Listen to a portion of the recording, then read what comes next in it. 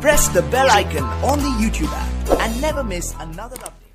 Hello everyone, I welcome you all in my new lesson of biology. Biology का section आज से हम शुरू कर रहे हैं. आपके जनरल स्टडीज़ के सेक्शंस में बहुत सारे अलग अलग सेक्शंस हैं, जैसे इंडियन पॉलिटी है, ज्योग्राफी है, हिस्ट्री है, इकोनॉमिक्स है, साइंस एंड टेक है, जनरल साइंस है और करंट अफेयर्स है. उसमें जो साइंस का पोर्शन है, जो कि साइंस एंड टेक या आपका जनरल साइंस का है, कलेक्टिवली अगर देखा जाए साइंस के पोर्शन को, तो बायोलॉजी एक बहुत ही अहम भूमिका निभाता है. बहुत सारे क्वेश्चंस होते हैं बायोलॉजी के, और in that too human biology is the most prominent part. उसमें बहुत सारे ह्यूमन जो ऑर्गन सिस्टम है उससे रिलेटेड क्वेश्चंस होते हैं, है ना. तो हम आइए उसकी जो पूरी इंट्रोडक्शन है वो देखते हैं. आज मैं सिर्फ इंट्रोडक्शन ऑफ बायोलॉजी दे रहा हूँ. From coming lessons you will see the organ systems. जितने भी ऑर्गन सिस्टम्स हैं उसकी डिटेल्स देखते चलेंगे. Digestive system, respiratory, skeletal system, circulatory, excretory और जितने भी हार्मोनल हैं, नर्वस हैं, सब कुछ. ठीक है. तो फिलहाल आपको मैं बताना चाहता हूँ कि बायोलॉजी आपका डेफिनेशन क्या है. It is the scientific study of life, है ना. एक वैज्ञानिक अध्ययन है, जीवन का वैज्ञानिक अध्ययन. Scientific study of life, this is the scientific study of life. जीवन पर जो पृथ्वी पर, अर्थ पे जीवन की जो शुरुआत हुई है, life existed on earth, it is about 3.7 billion years ago. 3.7 billion years ago यहाँ पर जीवन आया. और कहाँ आया जीवन? जीवन आया पानी में. पानी में जीवन की शुरुआत हुई और वहीं से फिर उसके बाद उसमें मॉलिक्यूल्स जुड़ते गए, बड़ा कुछ होता गया और बनते बनते बहुत सारे ऑर्गेनिज्म बनते गए, है ना. और उन्हीं में विकास होता गया. विकास क्रम की ये प्रक्रिया चलती रही और formation of multiple diverse nature was form. और इन सब की शुरुआत आपकी जो है, हम चाहते हैं कि एरिस्टोटल का नाम लेकर किया जाए. Aristotle is the considered as the father of biology. Father of biology Aristotle. ठीक है, ये आप जानते हैं. ठीक है. इसी में बहुत सारे पार्ट्स हैं. बायोलॉजी को सिर्फ बायोलॉजी ना देख के उसको बॉटनी और जूलॉजी कलेक्टिवली आप देखते हैं बायोलॉजी, जिसमें आपको बॉटनी यानी कि प्लांट्स की स्टडी है और जूलॉजी आपकी एनिमल्स की स्टडी है. ये ब्रॉड सेंस में देखा जाता है. तो आइए कुछ और चीज़ें देख लेते हैं. Biologists study life at multiple level of organization, from molecular biology of cell to anatomy and physiology of plants and animals. ठीक है. यानी कि एकदम मॉलिक्यूलर लेवल से लाइफ जहाँ से शुरू हुई और फिर उसके बाद आपका उनसे किसी ऑर्गेनिज्म का सेल बना, कोशिका बनी. कोशिका, ठीक है. अणुओं के मिलने से विकास हुआ कोशिका का, और कोशिका के विकास के क्रम में हम आगे देखते हैं कि कुछ तो सिंगल सेल्ड ऑर्गेनिज्म है जो एक ही कोशिका से पूरे बने हुए हैं और पूरे इंडिपेंडेंटली काम करते हैं. ठीक है. लेकिन कुछ और ऑर्गेनिजम्स हैं जो कई सारे कोशिकाओं के ग्रुप को मिलाकर बनते हैं, और कुछ मल्टी लेवल ऑर्गेनिजम्स हैं जिनमें कोशिकाओं का ग्रुप यानी जो आपका टिश्यू है, हिस्टोलॉजी में हम पढ़ते हैं टिश्यू स्ट्रक्चर्स. तो टिश्यूज़ को मिला के ऑर्गन्स बनते हैं और ऑर्गन्स को मिला के ऑर्गन सिस्टम बनते हैं, और उन ऑर्गन सिस्टम्स को कलेक्टिवली चलाता है फिर वो इंडिविजुअल जो पूरा सिस्टम होता है वो इंडिविजुअल कहलाता है एक ऑर्गेनिज्म. ठीक है. तो जीवन जब अर्थ में आया तो इतना जटिल नहीं था. जब पृथ्वी पर जीवन का विकास हुआ बहुत ही सरल सामान्य था. उसमें कोशिका के ऊपर जो एक आप देख पाते हैं अपने लेसन्स में कि एक झिल्ली होती थी, वो भी पूरी तरह डेवलप नहीं हुई थी. बस उसमें कुछ इनगल्फ करने का एक प्रक्रिया थी कि कुछ बाहर से आ रहा है खाने की चीज़, वो भरा और फिर आपस में डिवाइड होके 2 बन गए, फिर 4 बन गए.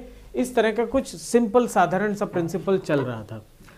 लाइफ आते आते अब यहाँ तक आ गई है कि ह्यूमन जो है बहुत ही मल्टी लेवल पे आ चुका है, और सबसे ज़्यादा एडवांस जो है ह्यूमन्स ही हैं.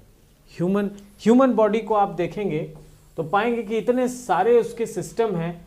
कहीं आप भोजन दे रहे हैं, हालांकि बहुत सारे ऑर्गेनिजम्स में कई सारे जो डेवलपमेंट्स हैं जो इससे भी एडवांस हैं, कई विजुअल्स में डेवलपमेंट हैं, कई हियरिंग में डेवलपमेंट है, लेकिन कलेक्टिवली देखा जाए तो पूरी दुनिया में जितने भी जानवर पाए जाते हैं उनमें जो ब्रेन यानी जो मस्तिष्क का विकास हुआ है वो सबसे ज़्यादा ह्यूमंस का हुआ है, मानव का हुआ है। ठीक है, तो उसी विकास क्रम में हम जब पढ़ते हैं तो पाते हैं कि कई सारे ऑर्गन्स और ऑर्गन सिस्टम मिलाकर कलेक्टिवली ये पूरा सिस्टम काम करता है। जब ये फंक्शन अच्छी तरह काम होता है तब जाकर हम पाते हैं कि अब ये सिस्टम मान लें डाइजेस्टिव है तो उसी के साथ लगा हुआ है रेस्पिरेटरी यानी श्वसन प्रक्रिया, पाचन प्रक्रिया, सर्कुलेटरी, आपको ब्लड का सर्कुलेशन होता है। यानी कैसे होता है कि आपने खाना खाया, लेकिन खाया किस लिए? क्योंकि आपको ताकत चाहिए। किस लिए ताकत चाहिए भाई? कुछ काम करने के लिए, मूवमेंट के लिए ताकत चाहिए। तो मूवमेंट के लिए आपका स्केलेटल सिस्टम है। खाना खाया तो आपका उसका पाचन होगा, वो डाइजेस्टिव सिस्टम है। लेकिन सब कुछ पाचन होने के बाद होगा क्या? एनर्जी निकलेगी। वो कहाँ से, कौन सा सिस्टम काम करेगा? वो है आपका रेस्पिरेटरी सिस्टम। तो इस तरह से, और फिर जब सब कुछ आपको ताकत मिल जाएगी तो मूवमेंट होने लगेगा। वहाँ आपका मस्कुलो स्केलेटल सिस्टम काम करेगा। मस्कुलर सिस्टम अलग और स्केलेटल सिस्टम अलग ऐसे नहीं पढ़ेंगे, उसको साथ में देखेंगे। और फिर आपका जितना भी खा पी रहे हैं वो सब निकालना भी है शरीर से, उसका वेस्ट मटेरियल, वहाँ आपका एक्सक्रीटरी सिस्टम काम आएगा। ठीक है, तो हम कई सारे सिस्टम कलेक्टिवली ह्यूमन बॉडी में पढ़ेंगे। आइए हम इसको अपनी स्लाइड को और आगे ले जाते हैं, फंडामेंटल्स पे चलते हैं। Fundamentals, all organisms are made up of matter. ठीक है, मैटर यानी आपका जो कोई भी पूरे ब्रह्मांड में जितनी चीजें हैं सिर्फ दो ही चीज है, एक तो है मैटर और एक है space, time and space. Time and space, space के अंदर मैटर है आपका, और ये मैटर किस चीज का बना है? ये तत्वों का बना है, एलिमेंट्स का बना है। किसका बना है? एलिमेंट्स का बना है। Matter is made up of elements. ठीक है, वो एलिमेंट्स क्या हो सकते हैं? कोई भी हो सकते हैं। आपकी पृथ्वी पर जितने एलिमेंट्स पाए जाते हैं, आप देख लें, किसी पत्थर को उठा लें, वहाँ आपका मिनरल्स हैं। किसी पेड़ पौधे को उठा लें, किसी पत्ते को उठाएं, उसमें देखेंगे आपके स्मॉल मॉलिक्यूल्स हैं। वो सभी कुछ, everything which you take in inhalation, जैसे आप सांस लेते हैं तब भी कुछ गैस आपके शरीर में अंदर जा रही है, that is also a matter, part of matter.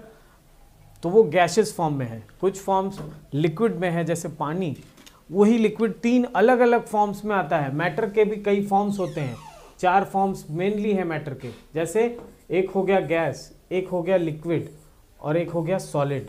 ये तो हो गया। ठीक है, ठीक है, तो ये 3 बड़े एग्जिस्टिंग फॉर्म है मैटर के, और ये आपके वाटर में सबसे ज़्यादा आपको देखने को मिल सकते हैं कॉमनली। जैसे ही आपने टेम्परेचर कम किया ये सॉलिड हो जाता है, नॉर्मल टेम्परेचर पर लिक्विड होता है, और उसको आपने हीट दे दिया तो वो स्टीम बन के गैसियस फॉर्म में बॉयल होके उड़ जाएगा। ये गैसियस फॉर्म है। तो मैटर का सब कुछ बना हुआ है, और एलिमेंट्स इसके सबसे इंपॉर्टेंट बेसिक पार्ट्स हैं। अब एलिमेंट्स से ही हमारा जो है सेल्यूलर कंपोनेंट्स बने हैं। जैसे आपका 97%, 97% आपका शरीर का जो हिस्सा है वो इन मैटर्स का बना हुआ है। ऑक्सीजन, हाइड्रोजन, कार्बन, नाइट्रोजन, ये collectively this constitute to 90% of your body. 97% आपके शरीर का आपका ये 4 तत्व बना रहे हैं। ये 4 तत्व बना रहे हैं, oxygen, carbon, hydrogen and nitrogen. ठीक है, 96-97%। अब आप देखें कि 3.7%, करीब 3.5% ही जो मैटर है, अदर मैटर है, जैसे आपका कैल्शियम है, जिसकी आपकी फास्फोरस है, ये सब आपके हड्डी बनाते हैं। ठीक है, कैल्शियम है, फास्फोरस है, और सल्फर है, सल्फर है, सोडियम है, Na सोडियम है, क्लोरीन है, ठीक, और क्या है, मैग्नीशियम है। इसके अलावा भी बहुत सारे माइक्रो न्यूट्रिएंट्स जो हम खाते हैं, जो बहुत ही स्मॉल अमाउंट में पाए जाते हैं, आपके जैसे आयरन है, कॉपर है, ये सब चीज़ें आपके सभी आपको डाइजेस्टिव सिस्टम में मैं इंडिविजुअली सबके बारे में बताऊंगा, ठीक है। Water is the fundamental to life on the earth. क्यों पानी जो है फंडामेंटल ऑफ लाइफ क्यों है? क्योंकि जीवन की शुरुआत पानी में ही हुई थी। तो हमारा जो स्ट्रक्चरल कॉन्स्टिट्यूएंट है कुछ ऐसा है कि हम वाटर के माध्यम से ही हम एनर्जी एब्जॉर्ब करते हैं, उसी से सारा सिस्टम काम करता है। So let me take you to the next slide, branches of biology. Branches of biology. तो अभी तक आप जान चुके हैं कि जीवन क्या है, जीवन की शुरुआत कैसे हुई है। बहुत ज़्यादा डिटेल में अगर समझना हो तो हम आप अपने ओरिजिन वाले चैप्टर में देखेंगे कि कैसे हमने उसकी कौन कौन से साइंटिस्ट किस तरह के एक्सपेरिमेंट्स हुए, तब जाकर हम उसमें और अच्छे से समझ पाएंगे कि वो कैसे मॉलिक्यूल्स थे तो जीवन को बनने में वो किया था उन्होंने। और एक और बता दूं बात कि पृथ्वी पर जो जीवन है वो पूरे ब्रह्मांड में ऐसा लगता है कि कहीं नहीं होगा, सिर्फ पृथ्वी पर ही है। लेकिन ऐसी संभावना है कि कई और पृथ्वी जैसी ग्रह हो सकते हैं जिन पर जीवन है, और उसके बारे में अभी तक कोई ठोस सबूत नहीं मिला। लेकिन जो वैज्ञानिक संभावनाएं हैं वो यही बताती हैं कि कई और जो है प्लैनेट्स हैं उस पर पॉसिबल हैं, भले वो बहुत दूर हो सकते हैं, ठीक है, many light years far away हो सकते हैं वो, लेकिन अभी तक इसकी सिर्फ आकलन लगे हैं, ठीक है। आइए हम आगे देखते हैं अपने ब्रांचेस ऑफ बायोलॉजी में। जेनेटिक्स, ये सभी जो है ब्रांचेस हैं, बायोलॉजी की ब्रांचेस हैं। ये शाखाएं ऐसी हैं कि कलेक्टिवली इनको बायोलॉजी कहा जाएगा, लेकिन अगर इंडिविजुअली देखें तो इसमें भी क्या क्या स्पेसिफिक हम स्टडी करते हैं वो है जैसे जेनेटिक्स। ये जीन्स की स्टडी करते हैं हम, अपने जो कोशिका के अंदर स्मॉल मॉलिक्यूल्स हैं, और ये आपका पूरा फॉर्मूला पकड़े बैठे रहती हैं जीन्स कि आपके आने वाले जनरेशन में कैसा होना चाहिए, वो सारा निर्धारण आपका जीन्स करते हैं। अब उसी में बहुत ही एडवांस लेवल तक तरक्की हो चुकी है, इतनी सारी चीज़ें हम जान चुके हैं, वो सब भी छोटा मोटा हम पढ़ते चलेंगे। फिर इकोलॉजी, इकोलॉजी एनवायरनमेंट का ही पार्ट है। टैंसले, एजी टैंसले ने इसकी खोज की थी। इकोलॉजी जब हम पढ़ेंगे तो उसमें देखेंगे कि इकोलॉजी यानी ऑर्गेनिज्म, एक इंडिविजुअल के सराउंडिंग में कितनी सारी चीज़ें हैं जो उसको अफेक्ट करती हैं, किसी न किसी पॉजिटिवली या नेगेटिवली। किसी इंडिविजुअल को अगर सराउंडिंग की चीज़ें अफेक्ट कर रही हैं, that is your environment and ecology part. और फिर हम एनाटॉमी देखते हैं। एनाटॉमी मतलब किसी चीज़ को काट कर पढ़ना, ठीक है, किसी चीज़ को काट दिया और उसके बाद उसकी स्टडी कर रहे हैं, दैट इज़ एनाटॉमी। तो हम एनाटॉमी मतलब अपने इंटरनल स्ट्रक्चर्स को हम देखते हैं, उसका शेप कैसा है, उसका साइज़ कैसा है, उसके अंदर क्या क्या चीज़ें हैं, उसमें किस तरह के स्ट्रक्चर्स हैं, inside structures of any particular body part, ये है आपका एनाटॉमी। बायोकेमिस्ट्री, अब देख रहे हैं हर चीज़ बायोलॉजी से ही जुड़ी है, लेकिन सबको कितना और अध्ययन की सुविधा के लिए कितना तोड़ के हमने और अच्छे से पढ़ लिया। किसी भी चीज़ को हम ब्रेक डाउन करते हैं तो उसकी जो है प्रासंगिकता बढ़ जाती है, क्योंकि हम उसमें और संभावनाएं पाते हैं पढ़ने का।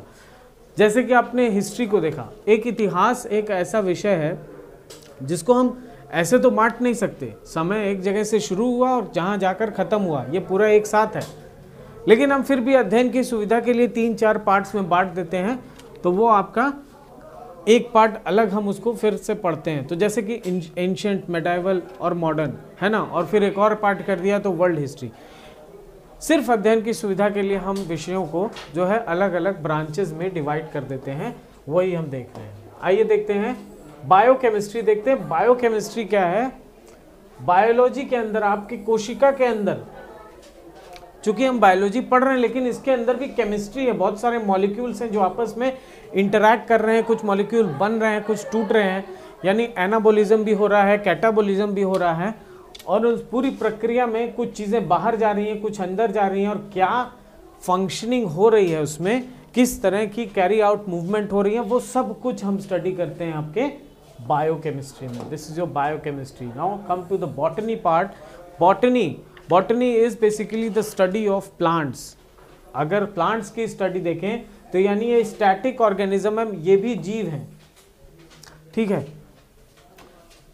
अंतर ये है कि ये जीव अपना खाना स्वयं बनाते हैं, खुद बनाते हैं, खाते हैं, है ना, किसी दूसरे जीव को नहीं खाते हैं, एक्सेप्ट सम ऑफ दी। जैसे कि आपकी पिचर प्लांट्स जो होते हैं उनको नाइट्रोजन की जब कमी होती है तो वो किसी कीड़े को पकड़ के खा लेते हैं और उससे नाइट्रोजन की पूर्ति कर लेते हैं। लेकिन अगर बृहद तरीके से देखें तो पेड़ों में अपने खुद के भोजन बनाने की एक व्यवस्था होती है। ये पत्तियां जो होती हैं इनके ऊपर छोटे छोटे क्लोरोफिल नाम के मॉलिक्यूल्स होते हैं और वही आपका खाना बनने में मदद करते हैं। बड़े बड़े कार्बन मॉलिक्यूल्स बनाते हैं, किसकी मदद से?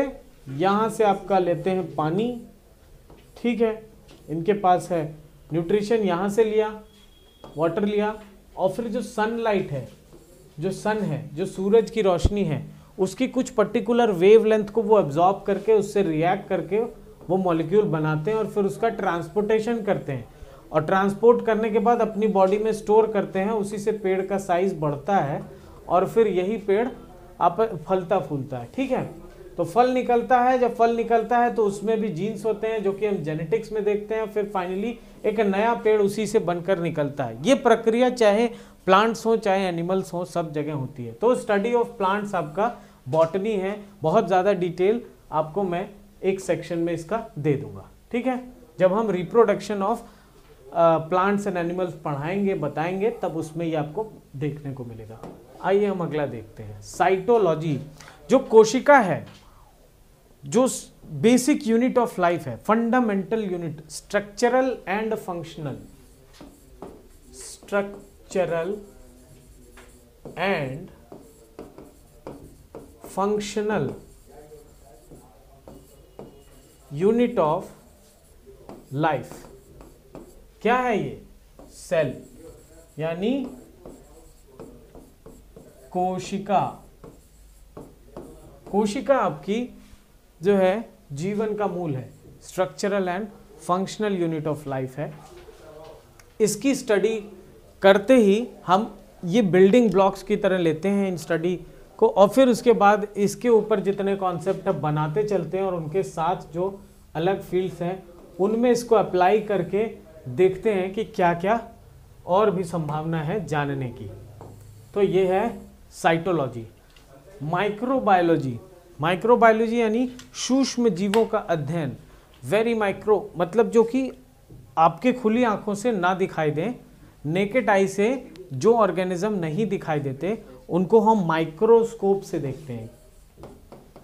माइक्रोस्कोप ये एक तरह का यंत्र होता है, ये एक टूल होता है जिसकी मदद से, जिसमें लेंसेज लगे होते हैं और उन लेंस के कॉम्बिनेशन से और डिस्टेंस से हम उसको एडजस्ट करके किसी छोटे से जीव को बहुत बड़ा करके मैग्नीफाई करके उसको देखते हैं, तो उससे उसके पार्ट्स दिखाई दे जाते हैं। उससे ये समझ में आता है कि बहुत सारे जीव ऐसे हैं जो सिंगल सेल्ड हैं या मल्टी सेलुलर भी हैं, तो बहुत छोटे साइज के हैं। उनके अध्ययन के लिए हमने एक अलग ब्रांच बना दिया।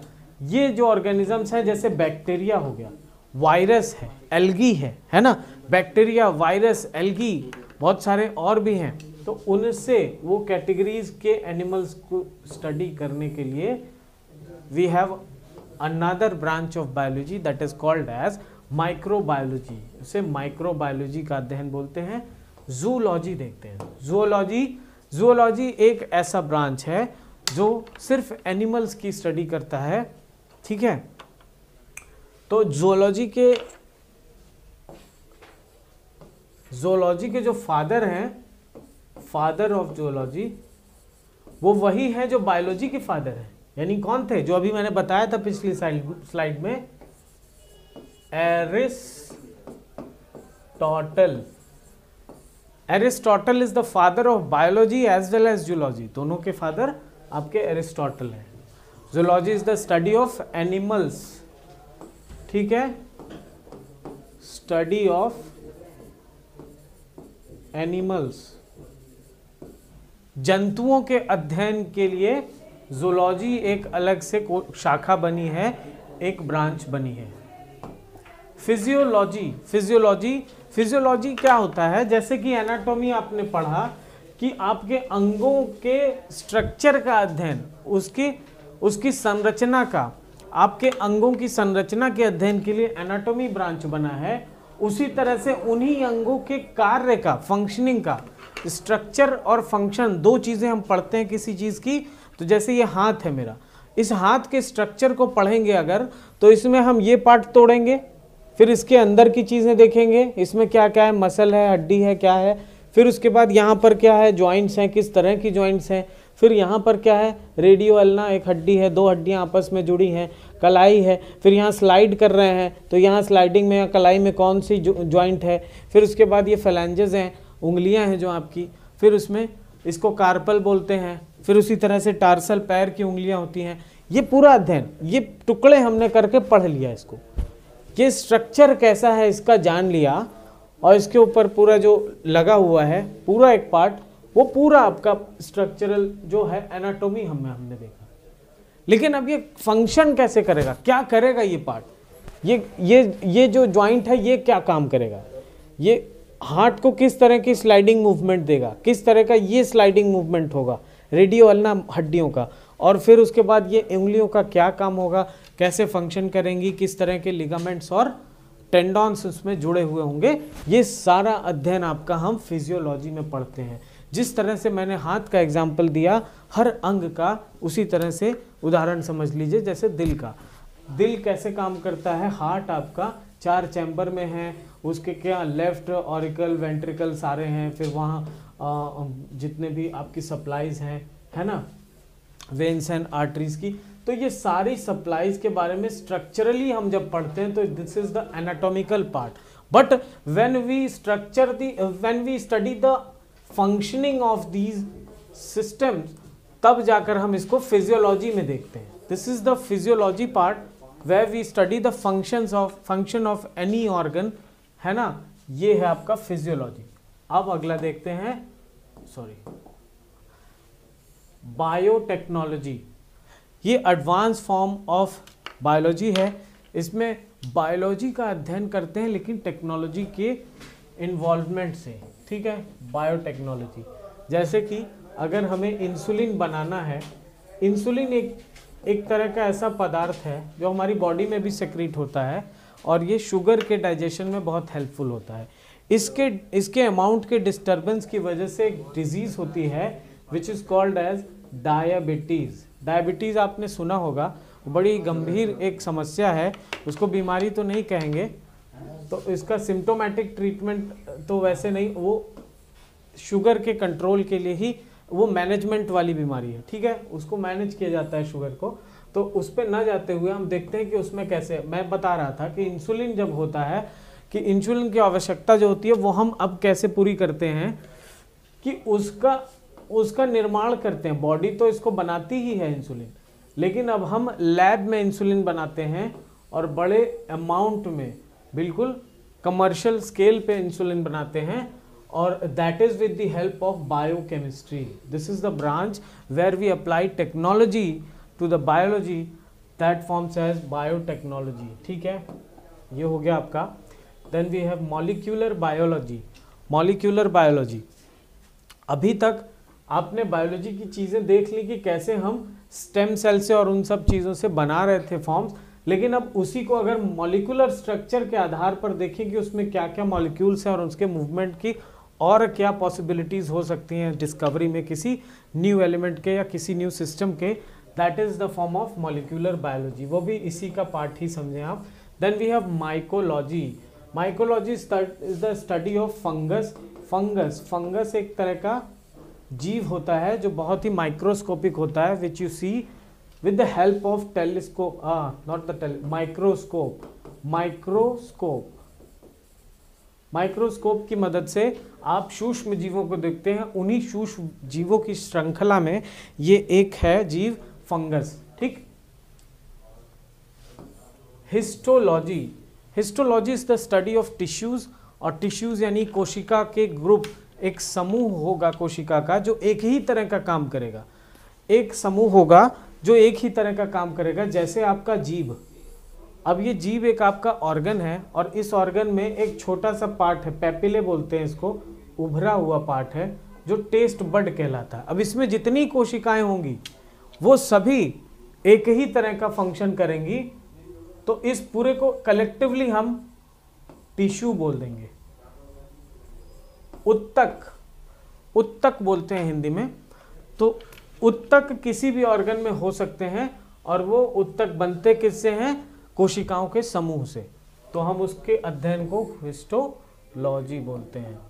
तो अभी तक बहुत सारी चीज़ें, इस तरह के सारी ब्रांचेस जो हैं आपकी बायोलॉजी की बड़ी ही इंपॉर्टेंट है, और इसके छोटे छोटे डिटेल्स अपने हम चैप्टर्स में लेते चलेंगे by the time. Bacteriology, taxonomy आपका क्लासिफिकेशन है। Classification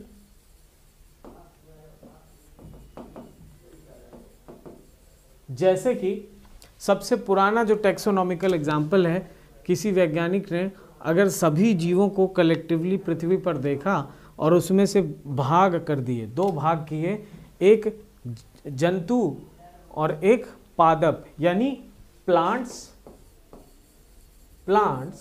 and animals.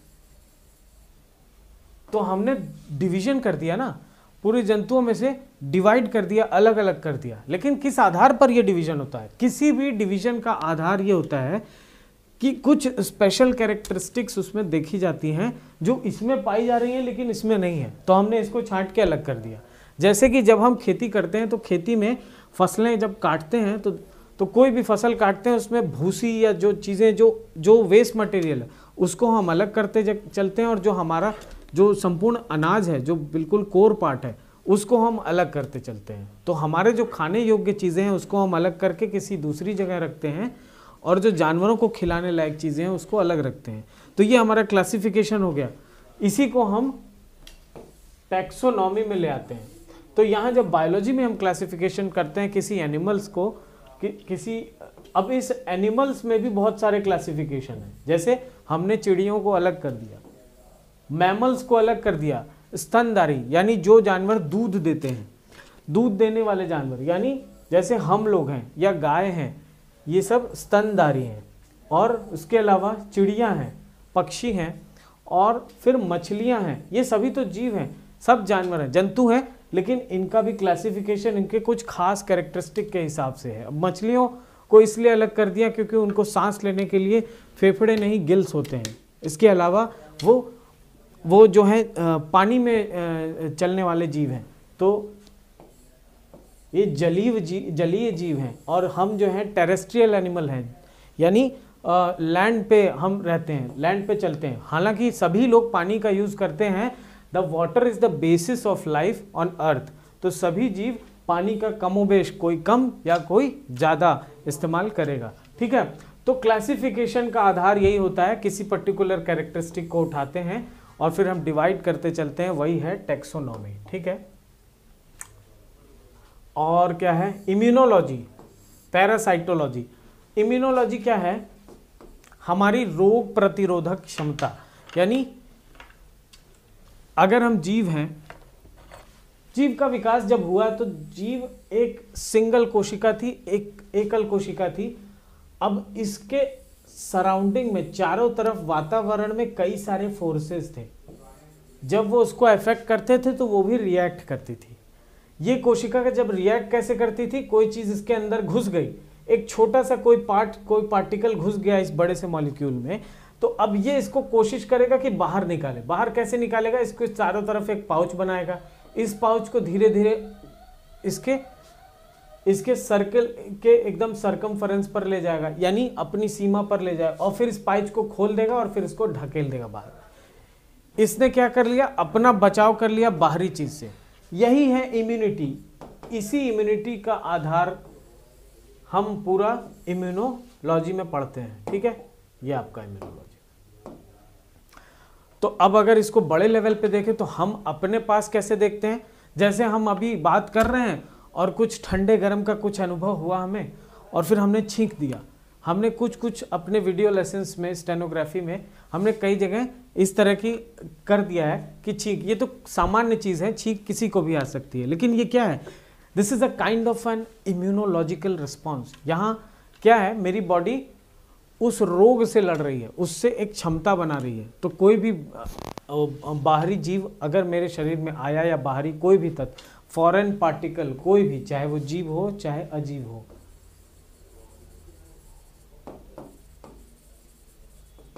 Foreign particle जब एंटर करता है बॉडी में तो बॉडी उसको एक्सपेल करने की कोशिश करती है, उसको बाहर निकाल देने की कोशिश करती है। वही प्रक्रिया आपकी इम्यूनोलॉजी कहलाती है, ठीक है। इम्यूनोलॉजी के अंतर्गत हम इन्हीं चीज़ों का अध्ययन करते हैं, ठीक है। उसी में जितनी भी बीमारियां होती हैं उसके विकास क्रम और उससे बचने की जो वो दवाइयां हैं, वो सब इसी इम्यूनोलॉजी के पार्ट में हम देखते हैं कि कैसे उसका विकास होता है। और जितने आपके बायोलॉजी में जितने टेस्ट होते हैं लेबोरेटरीज में, सब इसी को आधार बनाकर होते हैं। पैरासाइटोलॉजी, कुछ जीव ऐसे होते हैं जैसे पौधे होते हैं, पेड़ पौधे, वो अपना भोजन खुद बनाते हैं। हम क्या करते हैं, कुछ जीव होते हैं जो उन पौधों को खाकर अपना जीवन चलाते हैं। फिर कुछ होते हैं जो जीवों को और पौधों को दोनों को खाते हैं। कुछ जीव होते हैं जो किसी जीव को खाते तो नहीं, लेकिन उनके साथ लगे रहते हैं, उनसे पोषण लेते रहते हैं।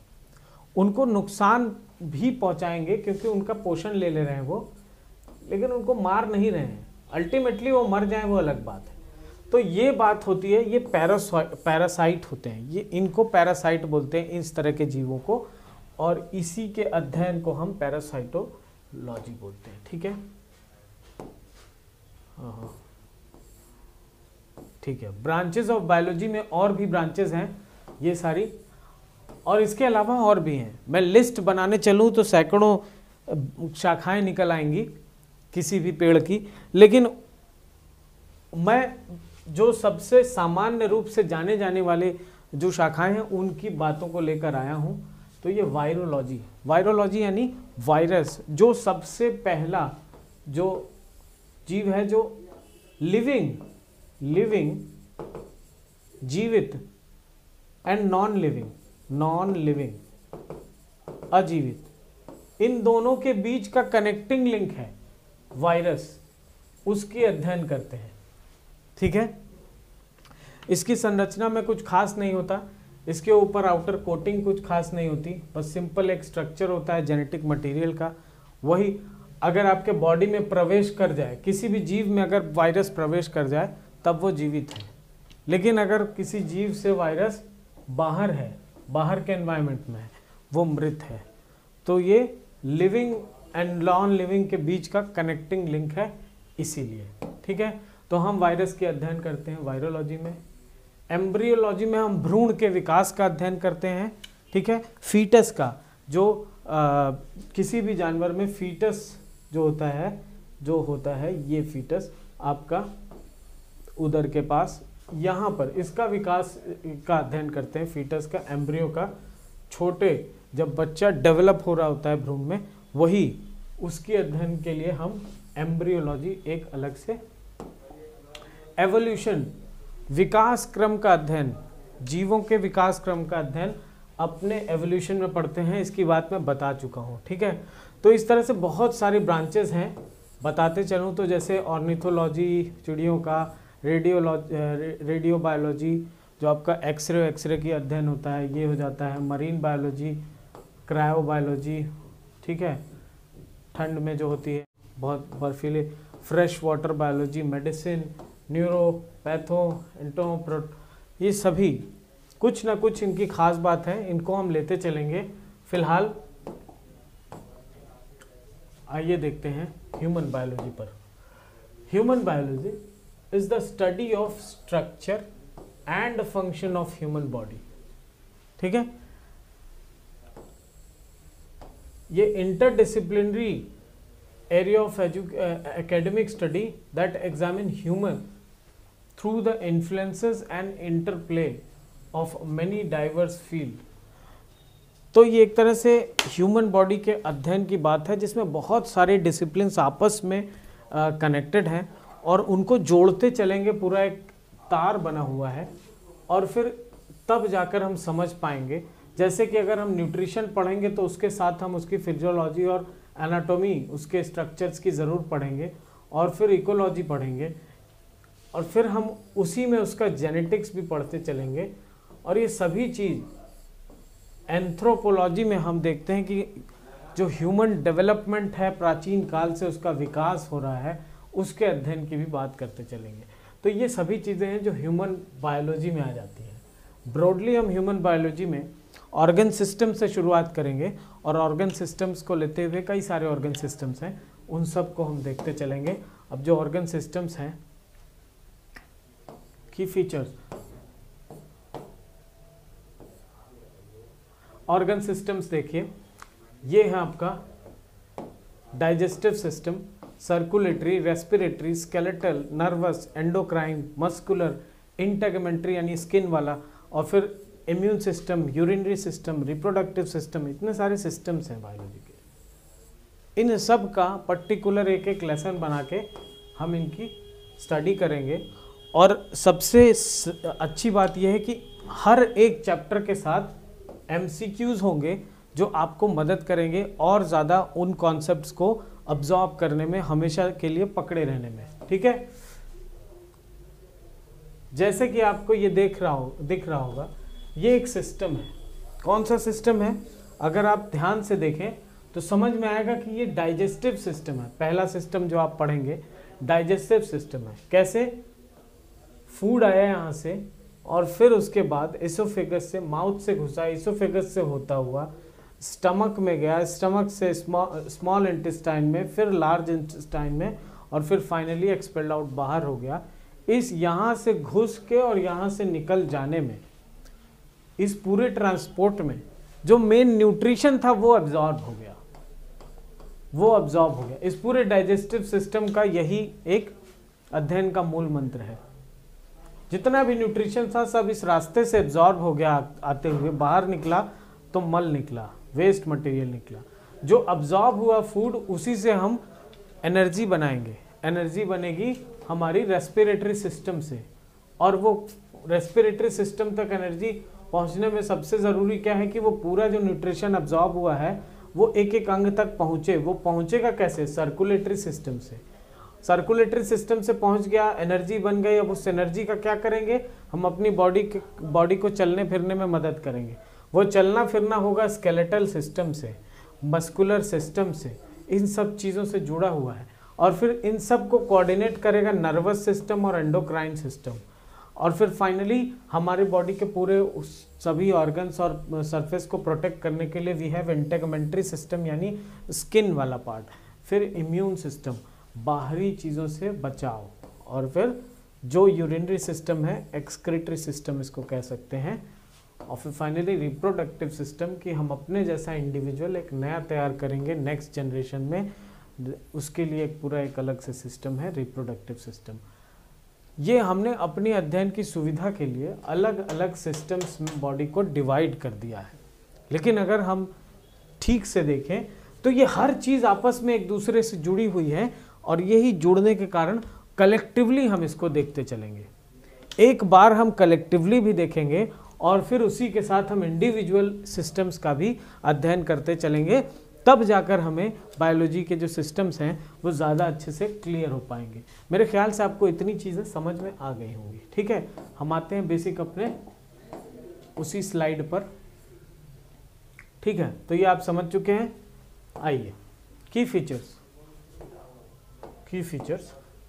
Most aspect of biology are identical और very close similar to the general mammalian. तो ह्यूमन बॉडी की सबसे खास बात क्या है कि बहुत सी चीज़ें मिलती जुलती हैं। Human maintain their temperature, have internal structure, have circulatory, nervous, endocrine, respiratory immune and excretory system, ठीक है। ये सभी सिस्टम्स हैं बॉडी के, जिसके बारे में मैंने अभी बताया।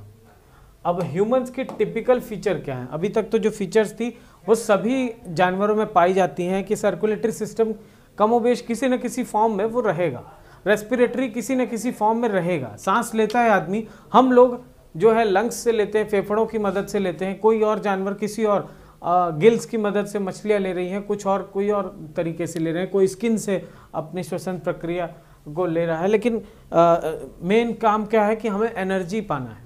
सांस से क्या है, ऑक्सीजन जाके मॉलिक्यूल्स जब ब्रेक डाउन करेगा तो फिर फाइनली हमें एनर्जी मिलेगी और यही आपका आधार बनेगा। लेकिन वो सब चीज़ें कॉमन थी।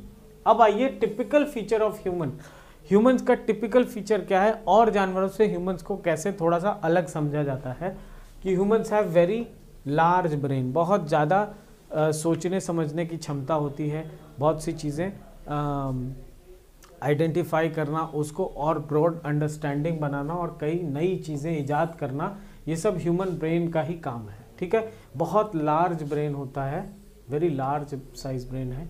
Upright stance and bipedal locomotion, सीधा चलना, ठीक है, दो पैरों की मदद से चलना। ज़्यादातर आपने जानवर देखे हैं उनके 4 पैर हैं अगर, तो वो चलने के लिए चारों पैरों का इस्तेमाल करेंगे। लेकिन हम क्या है, हमारे पास 4 हैं, 4 तो हमारे पास अपेंडिक्स हैं, ये क्या कहते हैं, अपेंडिकुलर स्ट्रक्चर्स हैं, लेकिन 4, 2 हाथ 2 पैर, लेकिन हम चलते सिर्फ पैरों से हैं और सीधा होकर चलते हैं, अपराइट स्टैंस। ये हमारी खास बात है ह्यूमंस की। हालांकि और भी जानवर हैं और कई जानवर कई वाक्यों में सीधे भी चलने लगते हैं, लेकिन वो उनका नॉर्मल वो नहीं है। तो अपराइट स्टैंस हमारा है और फिर बाईपेडल, 2 पैरों से चलते हैं हम। लॉन्ग लाइफ, एवरेज जो हमारी उम्र है वो 80 साल है। जैसे कि मकड़ियों की उम्र 3 महीने रहती है, कुछ जानवरों की 10 साल है, कुत्तों की 10-12 साल, 22 साल ये मैक्सिमम रहती है, बिल्लियों की 22-25 साल, 10 साल, 15 साल, इसी तरह की रहती है। ज़्यादातर जानवर कम ही एज के होते हैं, लेकिन हम लोग की जो एवरेज एज है वो करीब 60 to 80 रहती है, ठीक है, इतने साल। इससे ज़्यादा भी हो जाते हैं हम लोग कभी कभी, इससे कम भी रहते हैं, लेकिन ये एवरेज हमारी एज है, ठीक है, एवरेज एज है आपकी 80 ईयर्स, ठीक। लार्जेस्ट चाइल्डहुड, हमारा जो बचपन है वो सबसे ज़्यादा लंबा होता है। चाइल्डहुड कैसे हम डिटरमाइन करते हैं? बचपन ऐसे डिटरमाइन होता है कि हमारा जो सेक्सुअल मैच्योरिटी है, सेक्सुअल मैच्योरिटी यानी रिप्रोडक्शन करने वाली जो एज होती है, that is the determinant of your childhood, वो हमारा लॉन्गेस्ट है। This is your typical feature of humans कि 12 से 16 साल लगते हैं एक बच्चे को जवान होने में, अगर सामान्य भाषा में बोलें तो। सेक्सुअल मैच्योरिटी आपकी 12 से 16 साल तक होती है। This is your typical feature of human. और सबसे बड़ी बात कि हमारे शरीर पर फर नहीं होते हैं, हालांकि हमारे स्मॉल हेयर स्ट्रक्चर होते हैं जो कि पूरे स्किन पे थ्रू आउट होते हैं, कहीं कम कहीं ज़्यादा, ठीक है। We lack fur. So this is your, I have already told you this, the whole system.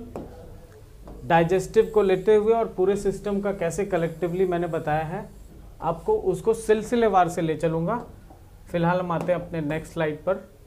Structural organisation. Structural organisation में सबसे पहले जो मैंने बताया तत्व, सभी तत्व, एलिमेंट्स आपके मिलकर कलेक्टिवली बनाएंगे आपकी कोशिका, द सेल। और सेल्यूलर स्ट्रक्चर के बाद आपकी ग्रुप ऑफ सेल्स जो एक ही तरह का फंक्शन करेंगी, ये मैंने बताया था उत्तक यानी टिश्यू। तो ये आपका टिश्यू लेवल हो जाएगा। और फिर कुछ एक तरह की टिश्यू फंक्शन करेंगी, तब जाकर ऑर्गन लेवल आएगा। यहाँ पर कोई एक ऑर्गन होगा, जैसे जीभ का मैंने एग्जांपल दिया, पैपिलर स्ट्रक्चर आपके कॉमन हो जाएंगे। और फिर उसके बाद आपका ऑर्गन सिस्टम लेवल आ जाएगा। यहाँ पे ऑर्गन सिस्टम लेवल में अलग अलग ऑर्गन सिस्टम होंगे, digestive system, respiratory system, circulatory system, अलग अलग पढ़ रहे हैं अपनी सुविधा के अनुसार, लेकिन हम कलेक्टिवली इसको जानेंगे कि एकदम पैरेलल एक साथ चलेंगे सारे और एक पर्टिकुलर फंक्शन को अंजाम देंगे, एनर्जी प्रोडक्शन एंड लोकोमोशन, ठीक है। फिर फाइनली आपका ऑर्गेनिज्म सिस्टम हो जाएगा, ऑर्गेनिज्म लेवल, पूरा एक इंडिविजुअल तैयार हो गया। This is the structural organisation and level of organisation, ठीक है। So for now thank you for watching this lesson. This was the introduction of biology. आपकी बायोलॉजी की सारी क्लासेस इसके बाद शुरू हो जाएंगी। हम ऑर्गन सिस्टम से शुरुआत करेंगे। Hopefully the digestive system would be precursor. Thank you.